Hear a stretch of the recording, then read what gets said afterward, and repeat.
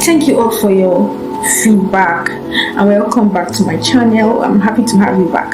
So I suggested yesterday that when we have habits that we're still struggling with, that we should go see our spiritual head, our mentors, our leaders, and our pastors, so that we will not tell people who are not spiritually sound or mature to handle our secret information.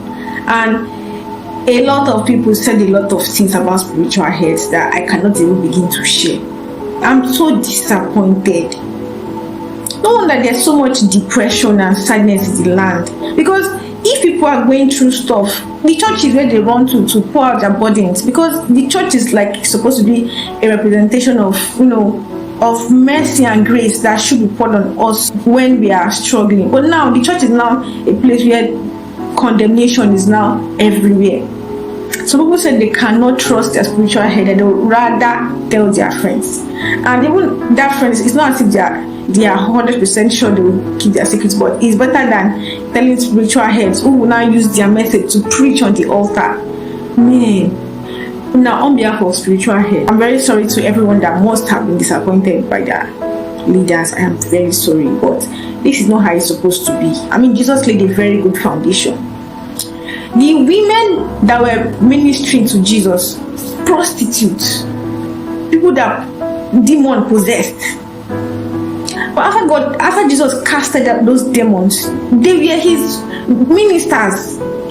They helped his ministry.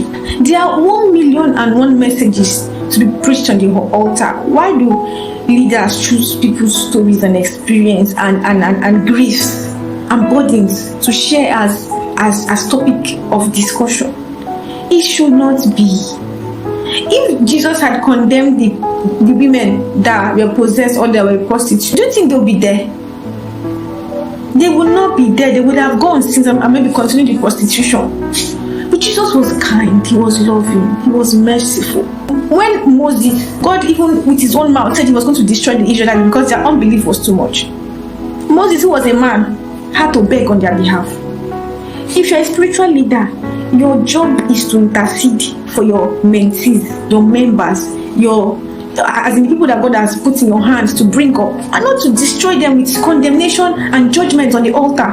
Don't embarrass them. It's not easy to trust people these days, and much less you, but you're a leader. Please don't let people feel safe coming to you to tell you things that they cannot tell anybody else.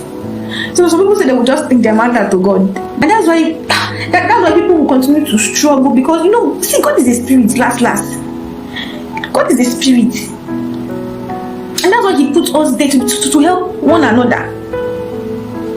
But we have gone around using people's stories to preach. There are many things to be preached about, not people's experiences and struggles and habits and secrets that they came to confide in you about. Please, I'm using this video that's supposed to be the part 2 of why people don't marry from the same church to address this situation. It is bad. It is extremely bad. It's actually a big issue, because to see the people who are just coming to my inbox to say never. Like they will never. I'm like, hey, that's why people will be depressed and sad, because they don't know who to talk to, that we don't judge them. We need to do better. If you're not strong enough, if you know that you have issues with gossip, when people come to confide in you, tell them early. Tell them, please don't tell me. Take it somewhere else. Please don't ruin the healing that's supposed to come from the church. People come to church because they want peace. They want to be free from guilt. They want to find joy and happiness in case they've been facing a lot of troubles outside. Don't make them come to the church and feel as if the church is not a safe place again. There was a news that spread one time about somebody that came from the church and then jumped into the ocean. He left church to jump to, as in, think about it. People should feel like committing to that and then come to church and get healing. But somebody left church to go commit suicide. This should not be. There's so much depression in the land, and you don't know what people are going through. You cannot judge people because you've not been in that situation before. You don't know the kind of background that they've come up from. So people are struggling with a lot of things and are trying to break free from whatever they've been going through. So don't come and add salt to injuries. People come to represent God the way God does His own.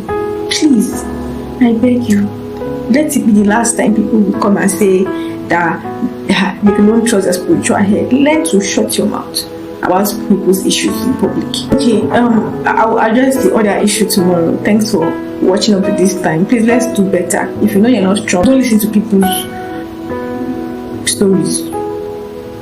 Thank you. Please subscribe, and I'll still be addressing more issues as they come up. Thank you.